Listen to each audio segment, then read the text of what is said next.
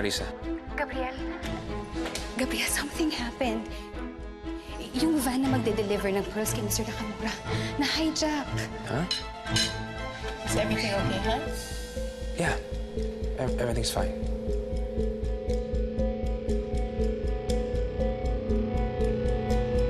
Let's go. Tinangay po nila yung truck, kasama po yung mga perlas. Pero iniwan po nila yung truck sa kasunod na bayan. Sorry po. Gabriel, anong gagawin natin? Tonne-toneladang mga perlas natin ang natangay. Hindi natin mapapalitan yun. Last time I checked yung mga suppliers natin, wala na rin silang maibibigay. Wala na tayong time para magpa-harvest pa. Look, we need to make sure na makarating yun kay Mr. Nakamura by next week. Should we tell Elise? No. Gagawa ko ng paraan. At kung sasabihin ko man sa kanya, I'm going to make sure na nasolve na yung problema.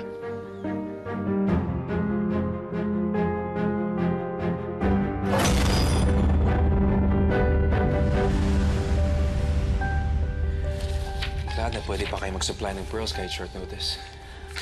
Possible naman, but it's way more expensive. Malaki ang makakat sa profit niyo.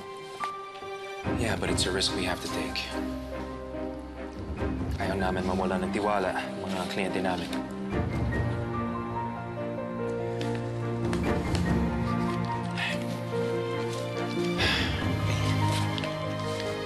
Thanks. Thank you.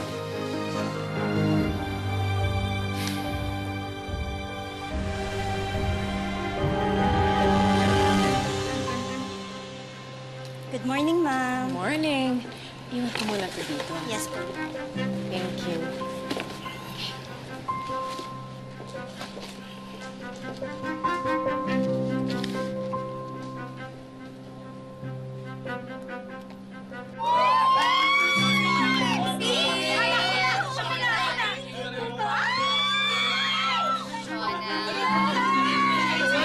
Napadaan po kayo. I was shopping in the area. Tapos, naisip ko malapit ako sa opisina, so dumaan ako.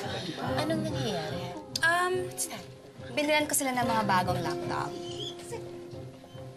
Bagong laptops?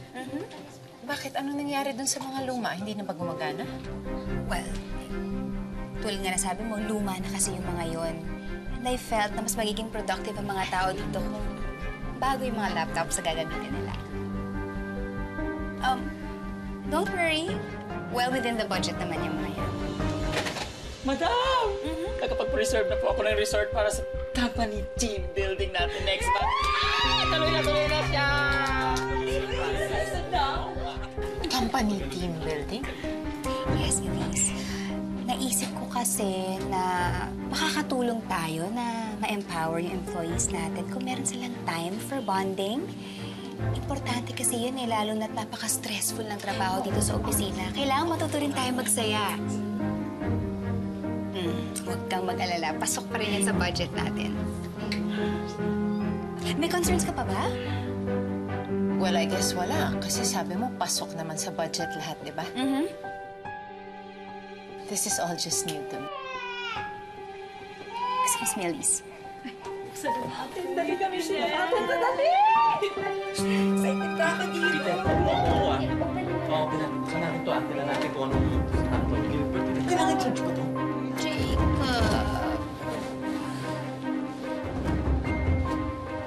Marisa, why is Jacob here? Why is there a baby in the office? Elise, hindi kasi ako mapanatag na iwan si Jacob, lalo na wala si nanay. Kasi kasama ko siya dito. Matagal mo na bang dinadala si Jacob dito? Oo. I figured okay lang sa'yo dahil okay naman kay Gabriel. Bakit? May problema ba? Marisa, the office is not a place for a baby. Behave naman siya. Tsaka maayos ko naman nagagawa ang trabaho ko kahit nandito siya. Naiintindihan mo naman, hindi ba, Elise? Siyempre, gusto ko na lagi kong nakikita yung anak ko. Ano't ano man ang mangyari. Risa, the office is not a place for a baby. Baka mamaya anong virus pa ang makuha ng baby dito. Tsaka may mga investors tayo na pumupunta-punta dito. Kagaya na lang ngayon. May investor na paparating to meet with you. Ano na lang ang sasabihin niya kapag nakita niyang may baby dito? Excuse me po, madam. Andyan na po si Mr. Tan. Oh, what a lovely little boy. Hello there. Which child is this? Mine, sir. Oh, you know, this baby is swerte in a company. Bilog ang mukha, swerte.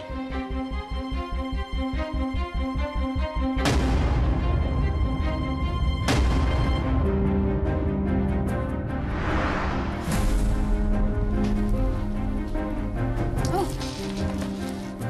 Elise, nandito ka pa pala. Anything I can do for you? Marisa, I don't like the way my company is being run. Masyadong maraming policies ang nabago that I don't approve of. Anong gusto mong mangyari, Elise? Gusto kong ibalik sa dati ang lahat.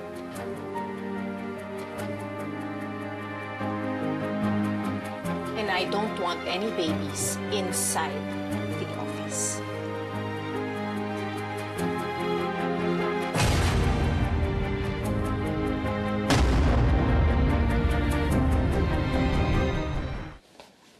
Gabriel, Hi. did you know about the policies na binago ni Marisa? Yeah, pinapa-approve niya sa akin lahat ng policies bago niya i-implement. Bakit? Why didn't you tell me about them? Han, I tried to tell you about them nung nasa hospital pa rin tayo. Ang sabi mo sa akin, akong bahala sa mga desisyon. That's exactly what I did. And besides, maganda nga yung effect ng bagong policies sa mga empleyado. And that's why I just let them be. This is worse than I thought. Han, you told Marisa and I to handle the business. Kaya naturally, gagawin namin kung anong tingin namin makakabuti sa kumpanya. Well, sa tingin ko, sinisira ninyo ang kumpanya ko. Is that really what you think? After all of our hard work? You know what? Maybe I was wrong to entrust my company to you and Marisa. Baka dapat bumalik na ako ng opisina.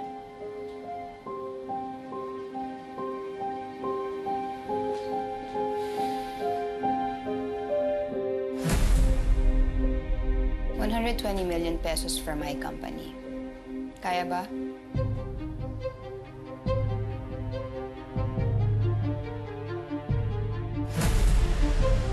Mr. Nakamura, just give us 2 more days. The order will arrive in 5 days, I assure you that, sir. But we had an agreement. This will compromise our time frame for our project. So we're canceling our order as early as now. Mr. Nakamura, please, just give us a chance. This is very disappointing. Please leave, Mr. Gabriel. And don't expect to hear from us in the future.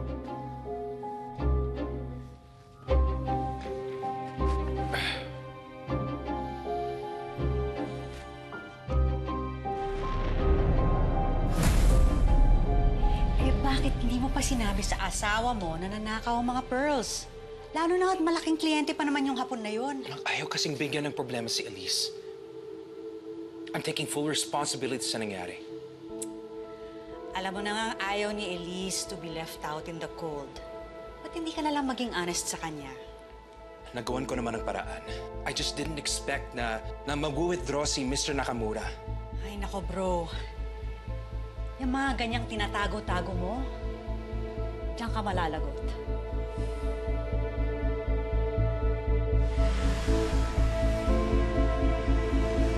Naku, ma'am. Cute-cute talaga ni baby. Nakakaingit. Parang ang sarap kidnapin, di ba? Alam mo kasi, gumawa ka na. Pero bago yun, maghanap ka na muna ng boyfriend, ha? Ano naman si ma'am naman, may pag-atake. Halika na nga, baby. Gawin na nga natin. Huwag ka naman masyadong lumapit, nakakausap ka. Elise, are you back for good? Pinatawag ako ng board. May financial matters daw that need to be discussed.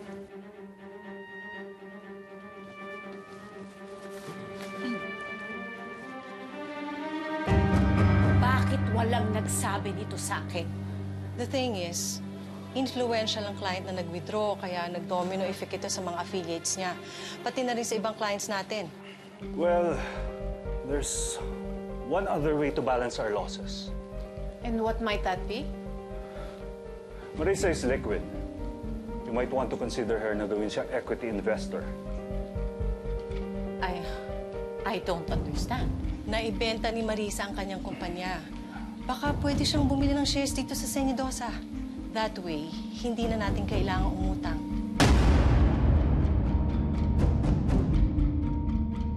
So gusto mong bumili ng shares sa kumpanya ko? At kailangan mo pang ipadaan sa board to? Elise, I'm sorry. I don't know what you're talking about. Kinakausap mo ang board dahil gusto mong bumili ng shares sa kumpanya ko. Wala akong kinakausap na board member, Elise. So paano nila nalaman na nagbenta ka ng kumpanya mo? Wala akong kinausap na board member. Ang kinausap ko yung CFO. I wanted to ask for advice kung saan ko ilalagay yung pera na pinagbentahan ko ng kumpanya ko. So you're denying na gusto mong bumili ng shares dito sa Senidosa? Yes, I am denying na kumakausap ako ng kahit na sino. You know what, Elise? Let me ask you, just for the sake of argument, what if gusto ko nga bumili ng shares sa Senidosa? Hindi ba ako deserving na maging parte ng kumpanyang to? Kumpanya na pinaghirapan kong itaguyod simula nang mamroblema ka sa pagbubuntis mo. In the first place, kaya ako binenta ang kumpanya ko dahil napabayaan ko. Kasi ang focus ko, palaguin tong kumpanya mo. That is why I made you president and CEO of this company. You are not a mere employee here, Marisa. And I believe you are well compensated for it. Sakit mo namang magsalita.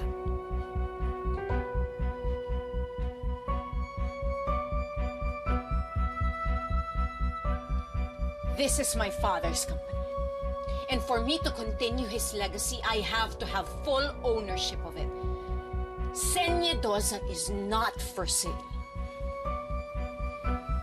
Okay.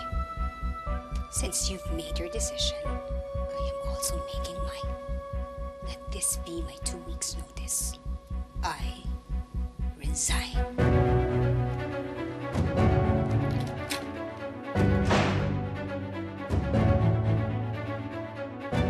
Why didn't you tell me? Nagmukha akong tanga sa harap ng board members ko dahil doon ko pa kinailangan malaman na malaki na pala ang financial problems ng kumpanya natin under your help. Hon, I was trying to fix the problem. Ayoko muna ipoproblema sa'yo.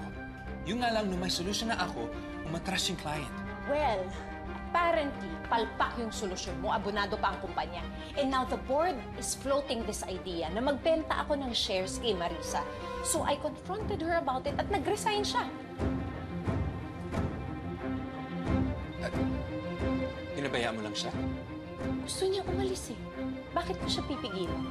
May financial difficulty na ang kumpanya. It's a practical solution dahil malaking partner si Marisa sa kumpanya. Si Marisa din, kailangan din niyang i-invest ang pera na pagbenta ng company niya. Hindi ko pwedeng ibenta lang ang shares ng kumpanya ko kung kani-kanino. Akala ko ba family na si Marisa? At malaking naitulong ni Marisa sa atin, di ba? Well, I thought so too. Pero sa nakikita ko, minamanipulate niya lahat ng bagay sa kumpanya. And obviously, ikaw, ang pamilya mo, pati ang mga board members ko, nauuto na din niya.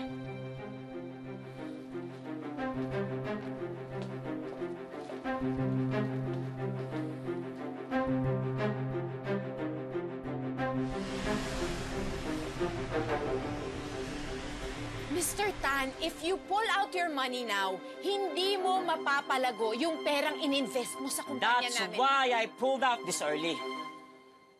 Mamaya malugi yung kumpanya niyo eh. At lalong hindi ko pang babawi at all yung mga ininvest ko rito. Mr. Tan, can't you see we are thriving? We are doing really well. As a matter of fact, we are earning a lot of money. I promise you, hindi ka malulugi dito. I have already made my decision. Marisa was the one who convinced us to invest here. If she goes, then our business goes with her. I expect my money to be returned as soon as she leaves your company.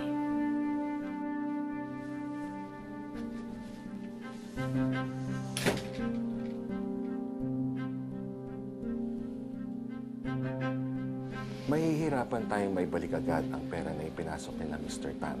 Lalo pat we are aiming to export to a much larger market in East Asia. Sasabit ang mga export commitments natin sa ating mga clients kapag inuna natin bayaran sila Mr. Tan. Furthermore, in that scenario, we might scare off our investors at ito pa ang mag-trigger na mag-pull out sila. Malaki mawawala sa atin. Ano yung best way para malutas ang problema to? Definitely, kakailangan natin mag-infuse ng cash equity sa kumpanya. And we can do this by sharing a few company shares just to keep the company afloat. Is that absolutely necessary? Well, without the premise of a cash inflow, hindi natin kakayaning sustain ang operasyon ng kumpanya. This might lead to a massive layoff of our employees, and we might be forced to sell some company assets. Just in case I haven't made myself clear, my company is not for sale. Sigurado akong makakahanap tayo ng ibang paraan para masustain ang company natin financially. Like making temporary budget cuts and finding more effective ways for us to advertise.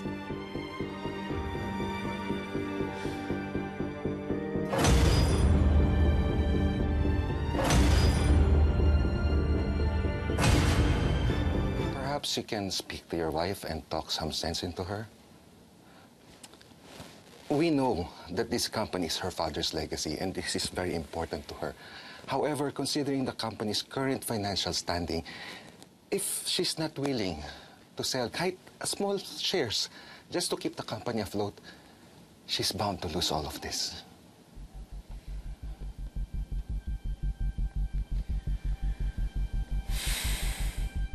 Do you think it's necessary for me to sell shares? Well, I think it's a logical solution sa sitwasyon ng kumpanya ngayon.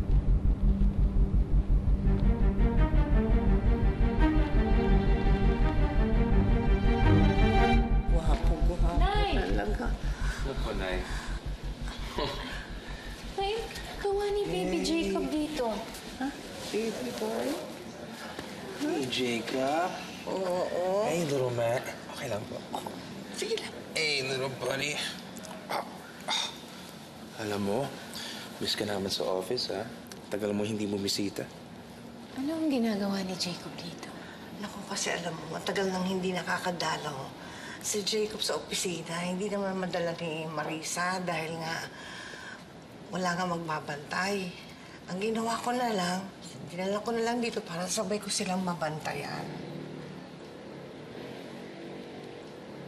Nay, pasensya na ko kayo ngayon lang ako dahil ang dami ko tinapos sa trabaho sa opisina. Okay, ayun. Gabriel, ka na.